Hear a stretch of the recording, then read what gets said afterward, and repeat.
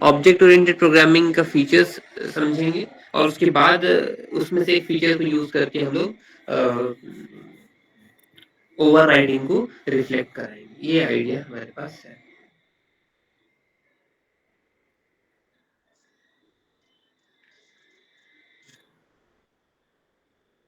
So function overloading है क्या चीज, है ना? फंक्शन ओवरलोडिंग क्या चीज?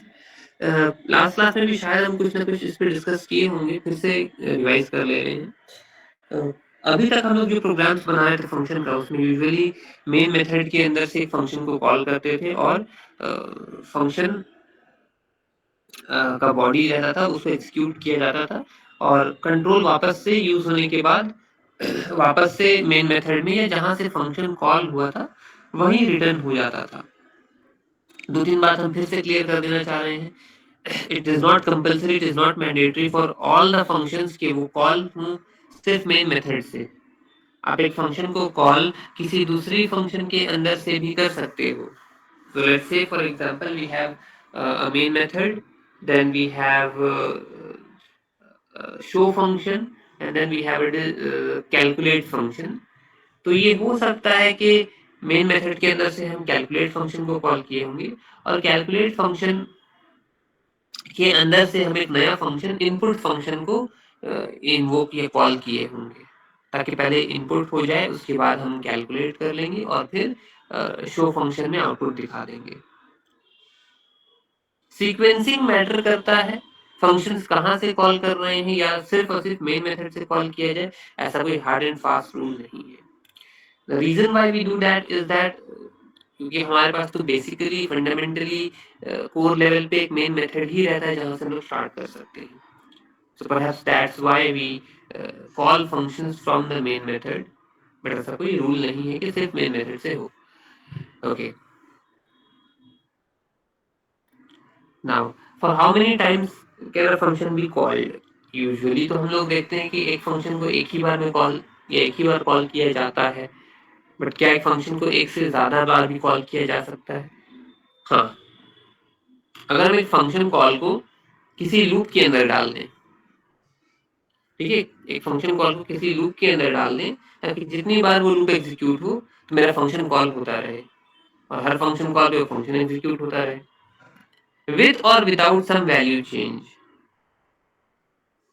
तो वो हम लोगों का भी एक आइटरेटिव फंक्शन या फिर ऐसा फंक्शन जो कि बार बार कॉल हो रहा हो, that is also possible. So there is no limitation कि एक फंक्शन को कितनी बार कॉल किया जा सकता है, it can be N number of times.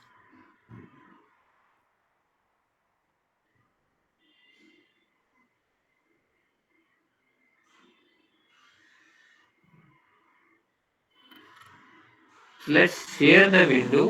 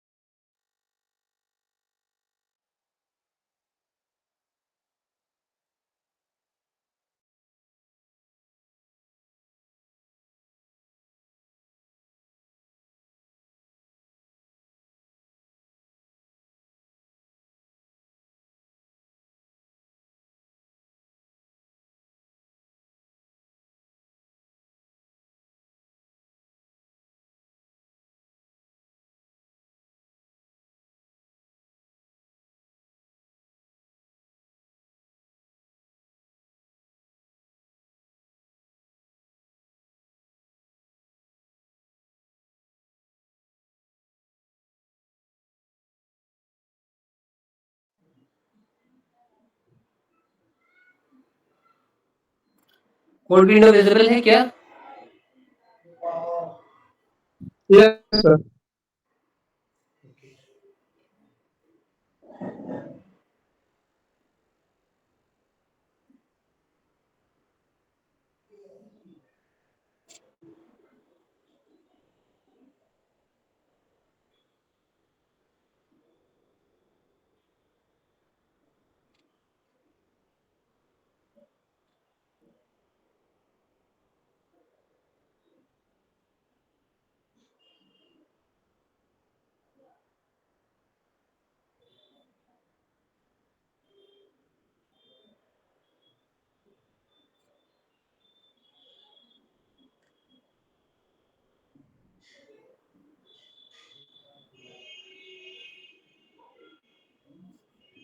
Okay, तो ये हमारा सी प्लस प्लस का एक बेसिक सा प्रोग्राम यहाँ पे बना हुआ है।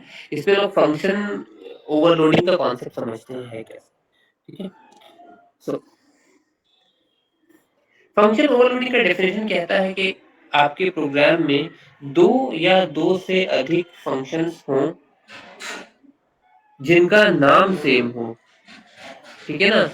2 or more functions having same function name but different parameter list और function signature, ठीक है ना? नाम सेम होना चाहिए, मैं मस्ट है।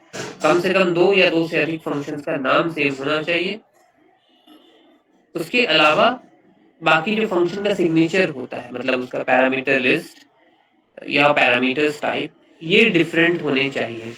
तब उस या उन फंक्शन को हम लोग ओवरलोडेड फंक्शन बोलते हैं और इस पूरे कॉन्सेप्ट को फंक्शन ओवरलोडिंग बोला जाता है, ठीक है? Just give me moment, system पे भी आ जा रहा है।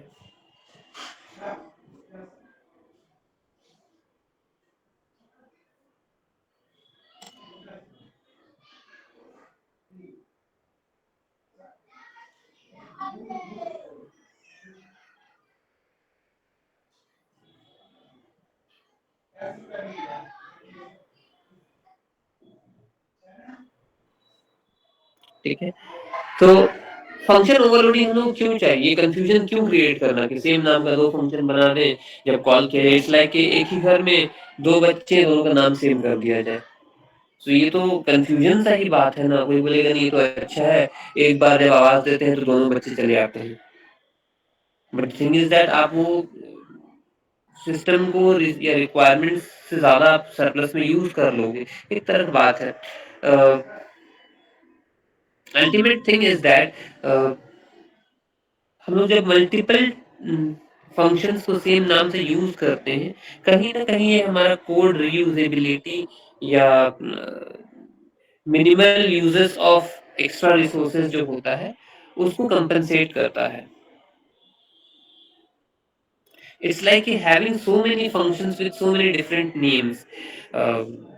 देखने में सुनने में तो अच्छा लगता है, इतने सारे फंक्शंस हैं, बट अगर इन सारे फंक्शंस के बीच में कुछ सिमिलैरिटीज होंगे, either in terms of formula or in terms of usage of variable or in terms of purpose why these functions are being made, तो उस पर्पस से हमारे पास मल्टीपल फंक्शन सेम नेम से होना एक तरह का बेनिफिशियल होगा। I think I have given a reference in the previous class also कि जहाँ पे हमारे पास एक स्कूल का ही रेफरेंस लेते हैं जहाँ पे मल्टीपल टाइप्स ऑफ रूम्स होंगे, ऑडिटोरियम है, देन लाइब्रेरी है, स्टाफ रूम है, देन क्लासरूम्स हैं, लैब्स हैं।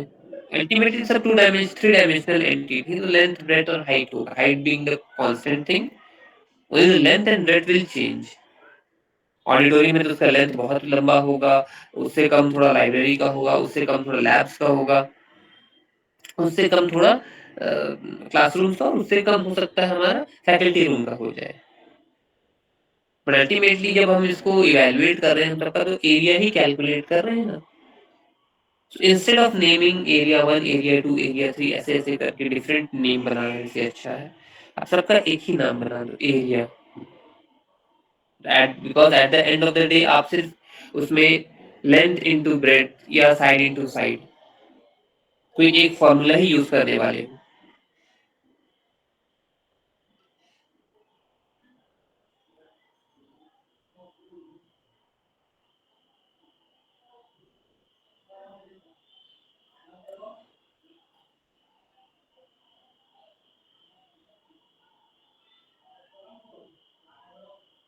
तो एक कोड बेसिक सा लिखते हैं, ठीक है, जहाँ पे हम लोग एरिया फंक्शन को कंसीडर कर रहे हैं, जस्ट ट्राइंग कि ये सिस्टम कनेक्ट हो जाए ताकि जल्द से जल्द हमारा काम हो सके।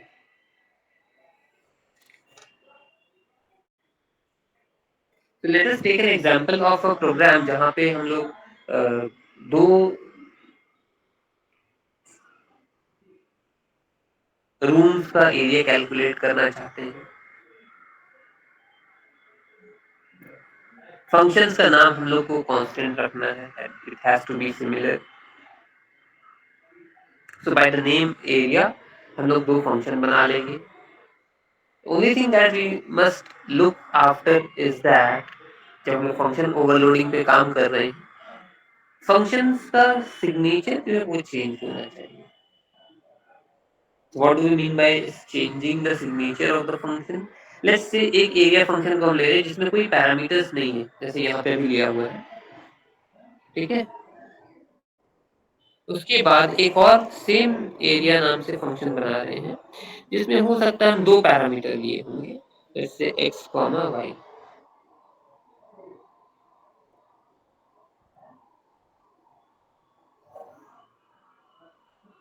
ठीक है, तो this is how we are going to differentiate between the two functions. एक नॉन पैरामीटराइज्ड है, दूसरा पैरामीटराइज्ड है. अगेन अगर हमको तीसरा एक बनाना पड़ जाए, so I could have simply taken it as function having one parameter, let's say a. That's it. है ना? So a clear differentiation है between the three functions, although तीनों का नाम same है, perhaps that is what we are trying to keep. Function का नाम same होना चाहिए because we are trying to achieve function overloading. The only thing is that ये पैरामीटर लिस्ट हम चेंज कर दिए, जिसमें एक नॉन पैरामीटराइज है, बाकी दो पैरामीटराइज है, जिसमें से एक दो पैरामीटर वाला है, तीसरा जो है वो एक सिंगल पैरामीटर वाला है. फाइन, चलो स्क्रीन शेयर करते हैं और एक बार यहाँ से हम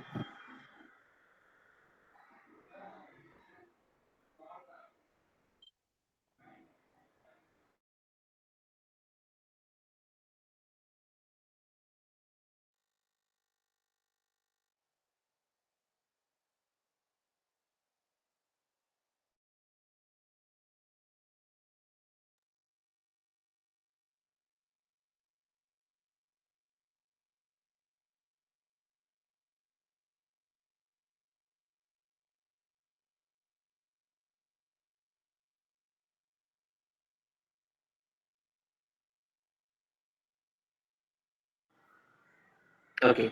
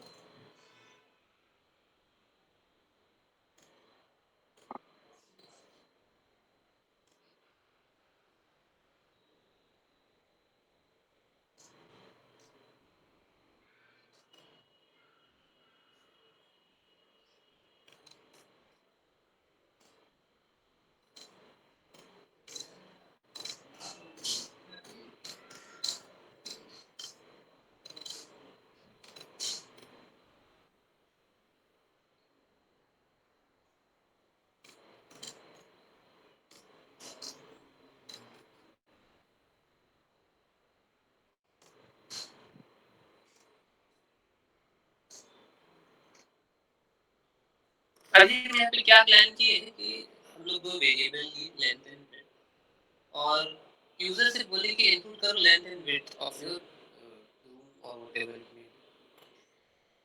उसने इनपुट किया, तुरंत से हम क्या कर रहे हैं, एरिया फंक्शन को कॉल कर रहे हैं, और इस एरिया फंक्शन को ना हम ये लेंथ विड्थ जो है एज अ पैरामीटर पास कर रहे हैं. ऊपर हमको एक वेरिएबल बाय एक फंक्शन ऐसे डिक्लेयर भी करना पड़ेगा, void area in comma in. तो नेसेसरी वेरिएबल का नाम लिखो, ऐसे भी छोड़ सकते हैं. एक फंक्शन यहाँ पे डिक्लेयर हो गया, यहाँ पे फंक्शन को कॉल कर दिए. Okay, voice is not clear.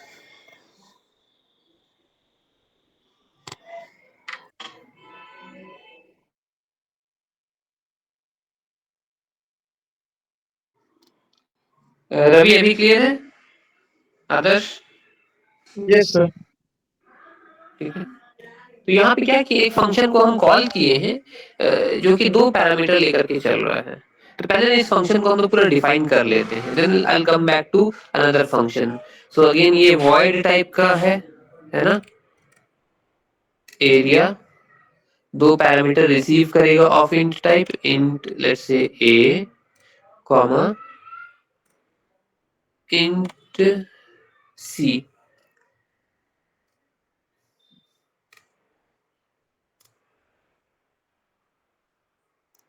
Now ये दो पैरामीटर्स आ गए हमारे पास। यहाँ पे हम एक और वेरिएबल लेंगे इंट ए आर एरिया के लिए, ठीक है। And A R will be equal to A into C. और क्योंकि हमारे पास यहाँ पे रिटर्न टाइप वॉइड है, इसका मतलब है कि आउटपुट यहीं पे डिस्प्ले कराना है। So I will use cout, try to connect whatever I am saying and whatever I am doing over here. Relationship उसमें अगर समझ में आ जाए तो तुरंत से ये सीख जाओगे आप लोग कि क्या हो रहा है। क्योंकि यहाँ पे रिटर्न टाइप वॉइड लिखा हुआ है तो हमको आउटपुट यहीं डिस्प्ले कराना पड़ेगा, दैट्स व्हाई यहाँ पे सी आउट लेकर के काम कर रहे हैं। एरिया ऑफ रूम लिख देते हैं, चलो area of room is equal to A R, ठीक है। यहाँ तक तो प्रोग्राम ठीक लग रहा है, एक बार रन करके देख लेते हैं फॉर आवर सेटिस्फैक्शन।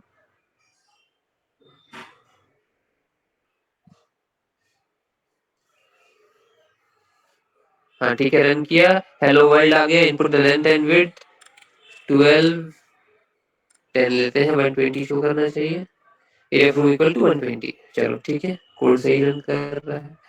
यहाँ तक तो काम आसान था, हर कोई जानता था, ओवरलोड करना है। So what we shall do is that एक और एरिया फंक्शन हम यहाँ पे कॉल करते हैं। तो इस एरिया फंक्शन को भी हमको यहाँ पे बनाना पड़ेगा। void area semicolon. So the moment when I write this area functions, sorry, the moment I write this one area function, the entire area functions जितने भी हैं अभी all become overloaded, provided each and every area function must be distinct, must be different from the other one. And clearly you can see कि एक function है जो कि 2 parameter वाला है, दूसरा जो है उसमें 0 नंबर पैरामीटर्स है। इसका मतलब है कि उस फंक्शन के अंदर हमको इनपुट, प्रोसेस और आउटपुट तीनों चीज को क्रिएट करना पड़ेगा। तो फिर से आते हैं, एरिया फंक्शन बनाते हैं।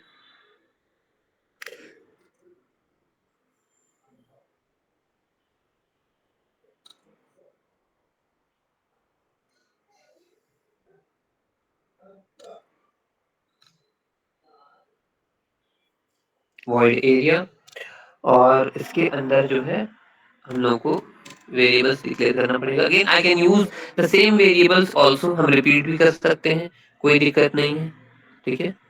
तो एल कॉमा बी ले लिए, फिर से वही प्रोसेस पूरा चलाएंगे, input the length and width, और इनपुट कराना था सिंपली कॉपी इट आउट, ठीक है। इनपुट करा लिए यहाँ पे यूजर से,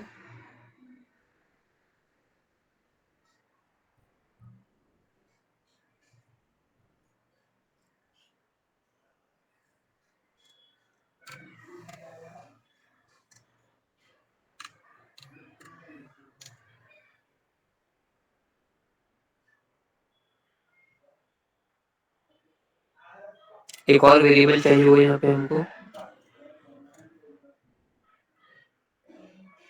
let's try to use same variable again, A are.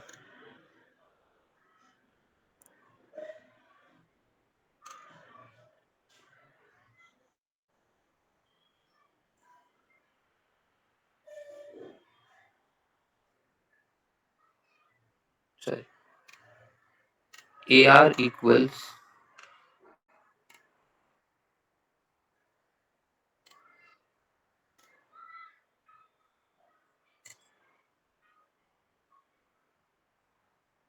Simply हम लोग क्या करेंगे, एरिया को प्रिंट करा देते हैं,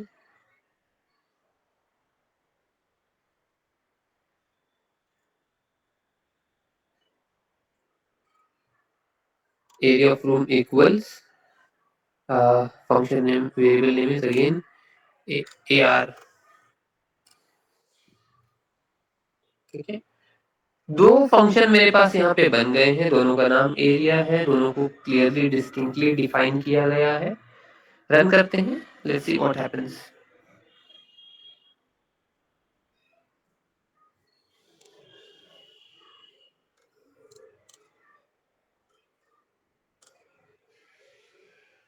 ठीक है, so the moment I run the program, वो मेन मेथड से पहले एग्जीक्यूशन स्टार्ट करता है।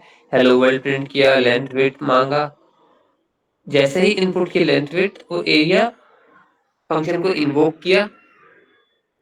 अब खोज रहा है क्योंकि उसके पास तो दो एरिया फंक्शन नीचे बना हुआ है ना, एक तो यहाँ 25 नंबर लाइन में, दूसरा 32 में। तो भाई दोनों का तो नाम सेम है, किसे एग्जीक्यूट करना है? तो वो क्या खोजेगा वापस आकर के, कोई डिफरेंशिएटिंग फैक्टर है बिटवीन द टू? यस, एक पैरामीटराइज है, दूसरा नॉन पैरामीटराइज है। तो देखिए कि पहला फंक्शन जो कॉल हो रहा है हमारे यहाँ पे, वो पैरामीटराइज्ड है।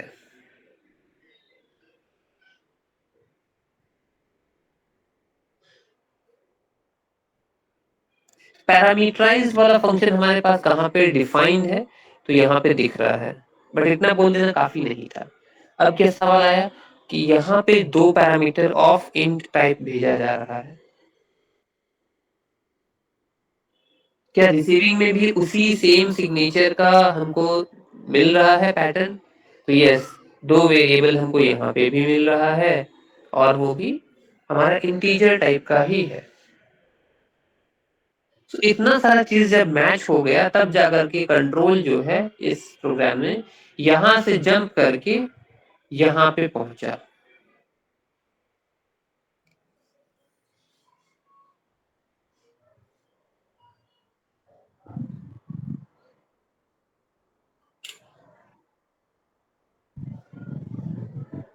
So this is how the compiler treats each and every function with the name and with its signature or the parameter list.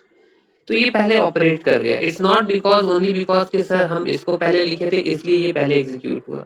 If I change the sequence over here, अगर इन दोनों का हम सीक्वेंस ऊपर नीचे कर दें, तो जो फंक्शन पहले कॉल हो रहा है वही पहले एग्जीक्यूट होगा। कौन पहले बना है वो हमारे लिए इमटेरियल है।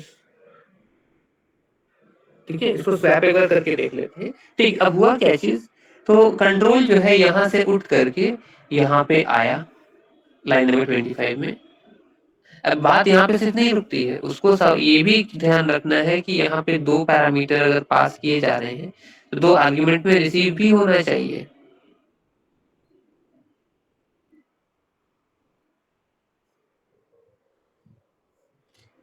सो इस फंक्शन में कंट्रोल आया, इसने अपना सारा काम किया। जैसे ही ये फंक्शन कंप्लीट होता है, the control of the compiler goes back to the same position from where the function was called.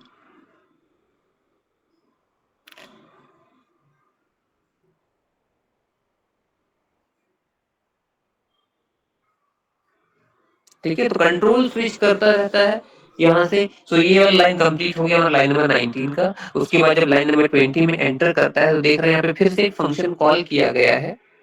अब वो फिर खोज रहा है पूरे प्रोग्राम में कि एरिया नामक फंक्शन कोई है क्या। अब उसको सबसे पहले यहाँ पे मिल गया, फिर इसको ऑपरेट एग्जीक्यूट कर देंगे नहीं। वो क्या कर रहा है, सिर्फ नाम मैच करना सफिशिएंट क्राइटेरिया नहीं है, आप नाम के साथ उसका,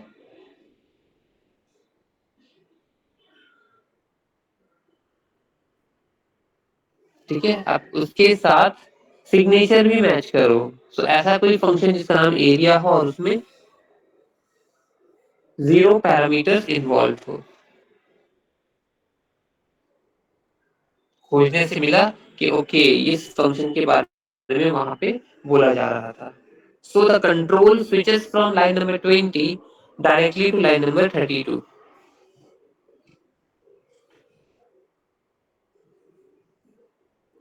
ठीक है, लाइन नंबर 20 से लाइन नंबर 32 में स्विच करता है। अगेन इसके अंदर तीनों काम दिए हुए हैं, इनपुट, प्रोसेस, आउटपुट।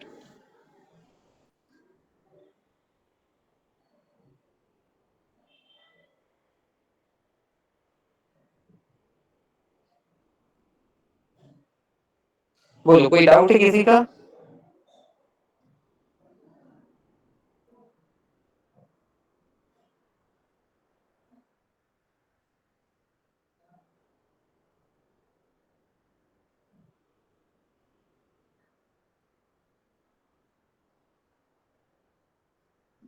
अब जब बात हम उठाए थे तो इसमें अगर हम सीक्वेंस आगे नीचे आगे पीछे कर भी देते हैं तो देखो उसके हिसाब से हमारा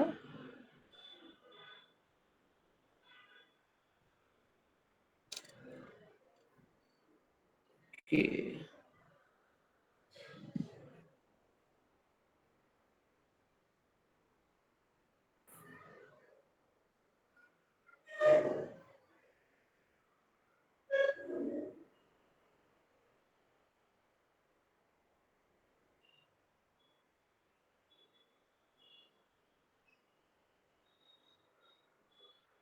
I'll simply cut this part out और यहाँ पे उसको पेस्ट कर देते हैं, सीक्वेंस हम चेंज कर दिए, लेट्स सी व्हाट हैपेंस। ठीक है, अभी प्रोग्राम सक्सेसफुली रन कर रहा है। ठीक है, input the length and width मांग दिया। ठीक है, तो ये input the length and width कहाँ से मांग रहा है? तो पहले जो ये फंक्शन कॉल किया जा रहा है लाइन नंबर 20 में, इसके पर्सपेक्टिव में ये फंक्शन यहाँ पे डिफाइन है, तो ये चीज पहले मांग रहा है input the length and width.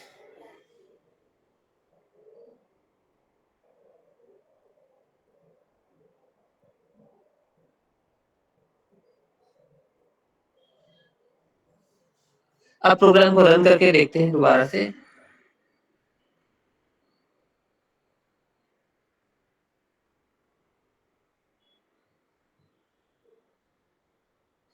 Okay, so I'll give 2 into 87.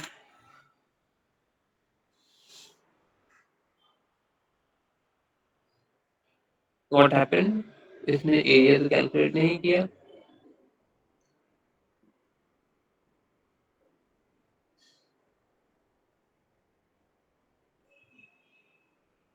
Let's rerun the program.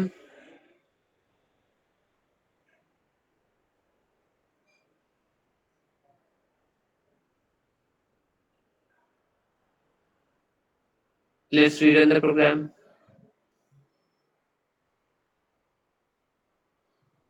4 6 input the length and width फिर से मांग रहा है, करके देख लेते हैं। 6 9 कोई बता सकते हो ये एरर क्यों आ रहा है? एरर तो नहीं है, एक तरह का बग है। What is happening with our code? दोनों एरिया कैलकुलेटेड जो है वो डिस्प्ले एक साथ हो रहा है।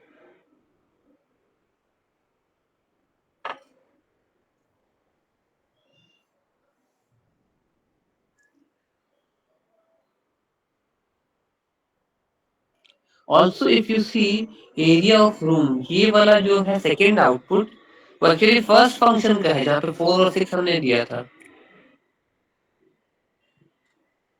गो through the code once again everyone.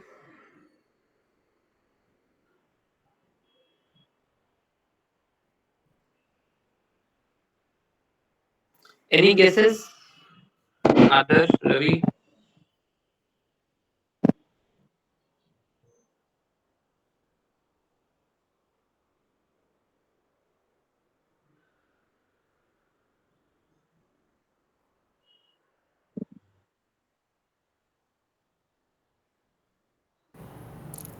Sir, don't know, sir. Don't know. Okay.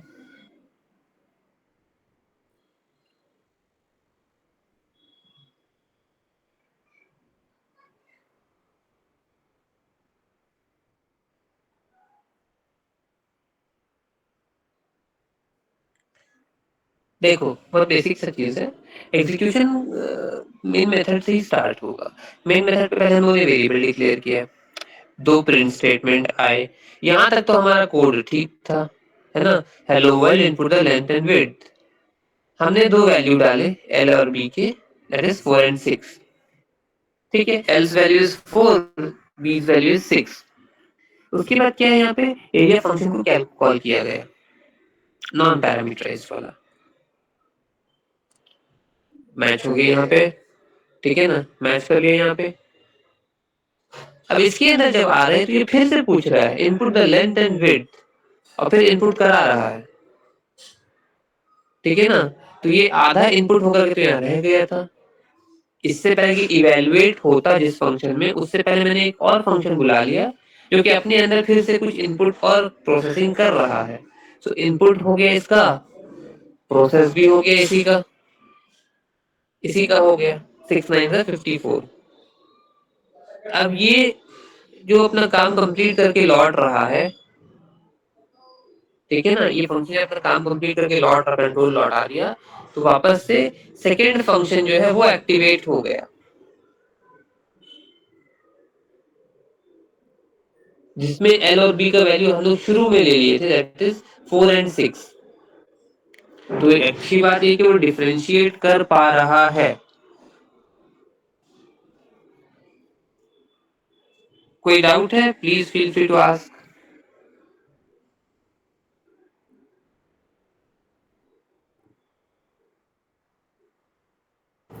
अभी No doubt, sir.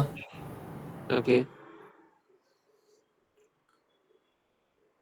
ठीक है। सो डिफरेंट वेज में फंक्शंस को कॉल करते हैं। इनफैक्ट एक फंक्शन हम लोग अगर यहाँ पे देखते कि कॉल कर देते जहाँ पे वो एरिया फंक्शन को ही अ, अपने दूसरे फंक्शन के अंदर से कॉल कर लेता। And perhaps there is a concept where a function is being called from within its own body. एक फंक्शन को मेन मेथड ने किसी दूसरे फंक्शन ने एक बार कॉल किया होगा, उसको कंटिन्यूटी में रखने के लिए फंक्शन अपने बॉडी के अंदर से अपने आप को भी कॉल कर सकता है। We do have the privilege for that. ऐसे फंक्शंस जो अपने बॉडी के अंदर से ही अपने आप को कॉल करते होंगे, those types of functions are known as recursive function and the technique is known as recursion.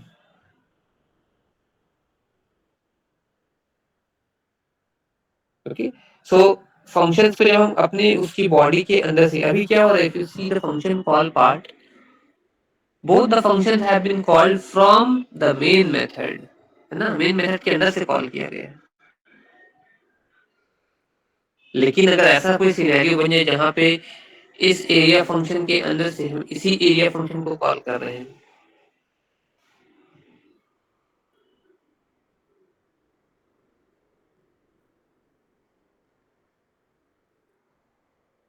तो वैसे सिनेरियो में वो फंक्शन जो है वो रिकर्सिव फंक्शन कहलाता है। And the whole concept is known as recursion.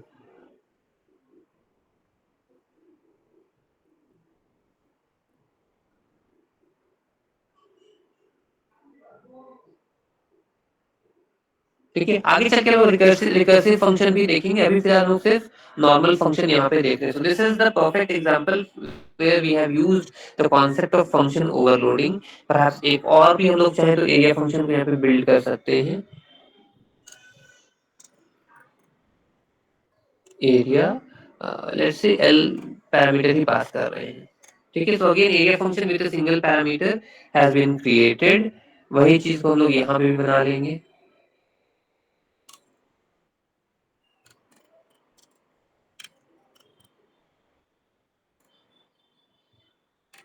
इन एक सिंगल पैरामीटर लेकर के,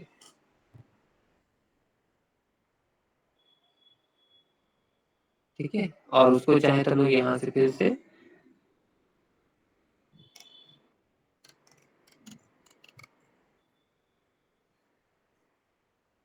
area function with a single parameter in, let's say वो ले लेते हैं एक्स, ले लेते हैं एक्स नहीं लिए,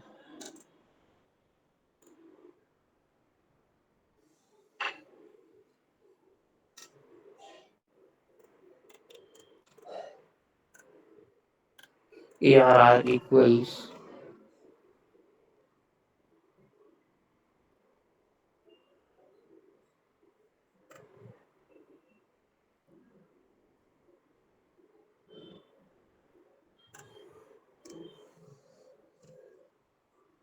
डिस्प्ले करा देते हैं तुरंत से।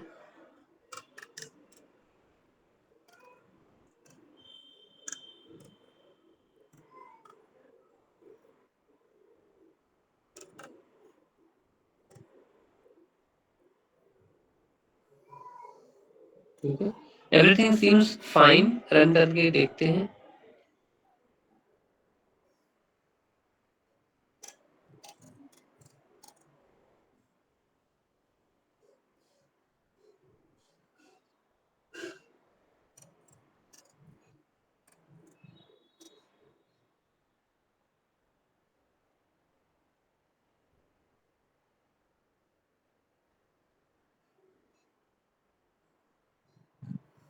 ठीक है, so if you see over here,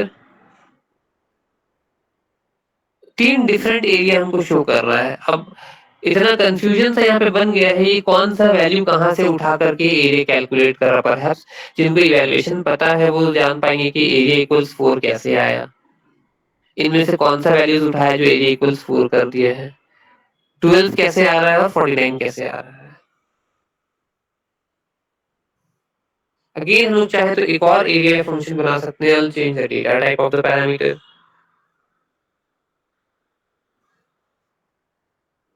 जहाँ दो वेरिएबल या दो पैरामीटर हम इंट टाइप का ले रहे हैं, वहां पे एक इंट टाइप का, दूसरा फ्लोट या डबल टाइप का ले लेंगे।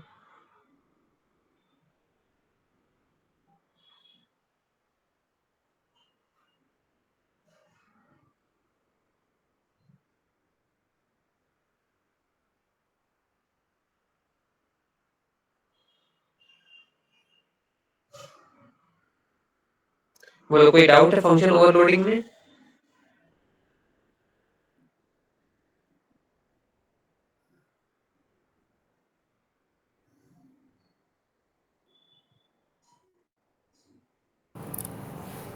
सर एरिया इक्वल टू 4 कैसे आ रहा है?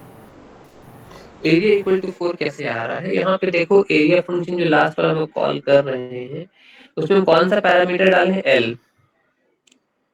और एल का वैल्यू यहाँ पे हमने इनपुट क्या करवाया है? सबसे पहले जो इनपुट जो वैल्यू है वो 2 हुआ है।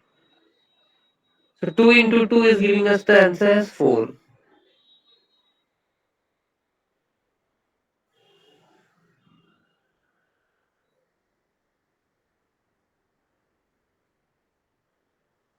सर वहाँ पे एल को हटा के कोई और डिजिट कोई और कैरेक्टर इनपुट करे तो चलेगा, आप वेरिएबल का नाम चेंज कर दो।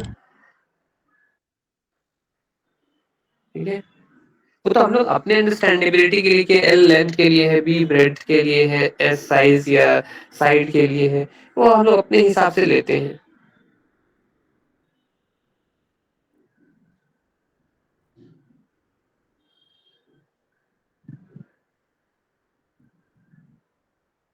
अब लेकिन इंटरेस्टिंग बात ये है कि यहाँ पे हम लोगों ने क्लास एंड ऑब्जेक्ट का कॉन्सेप्ट यूज नहीं किया है, पर सिर्फ फंक्शंस के बीच में ही काम कर रहे हैं। इस चीज को और बेहतर तरीके से इम्प्लीमेंट करने के लिए नेक्स्ट क्लास से हम लोग क्लास एंड ऑब्जेक्ट का कॉन्सेप्ट इंट्रोड्यूस करेंगे। तो उसको समझने के लिए हम लोग को थोड़ा सा ऑब्जेक्ट ओरिएंटेड प्रोग्रामिंग क्या होता है, कैसे काम करता है, क्या क्या कैरेक्टरिस्टिक्स है, उनको समझना पड़ेगा। So I would suggest next class में आने से पहले आप लोग थोड़ा सा ओओपी फीचर्स को पढ़ते हुए ही आइए। अगर समझ में आ गई तो बहुत अच्छी बात है, थोड़ा सा पढ़ के आ जाएंगे तो क्लास एंड ऑब्जेक्ट का कॉन्सेप्ट को प्रैक्टिकली समझाने में आसान होगा। और इसी ओवरलोडिंग फंक्शन को हम लोग क्या करेंगे, क्लास या क्लास एंड ऑब्जेक्ट के थ्रू रिप्रेजेंट करने की कोशिश करेंगे। So you have ample amount of materials to study. Overloading क्या होता है वो समझ में आ गया, कैसे होता है, रूल्स क्या है, प्रोग्राम्स बनाना है आपको। लुक आउट फॉर फंक्शंस और प्रोग्राम्स जहाँ पे फंक्शन ओवरलोडिंग सक्सेसफुली दिखाया जा सकता है।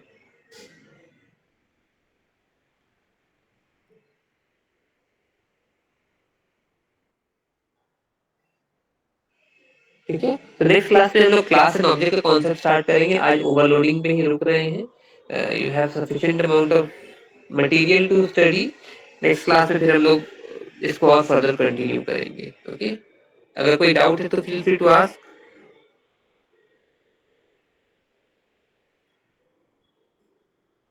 No sir.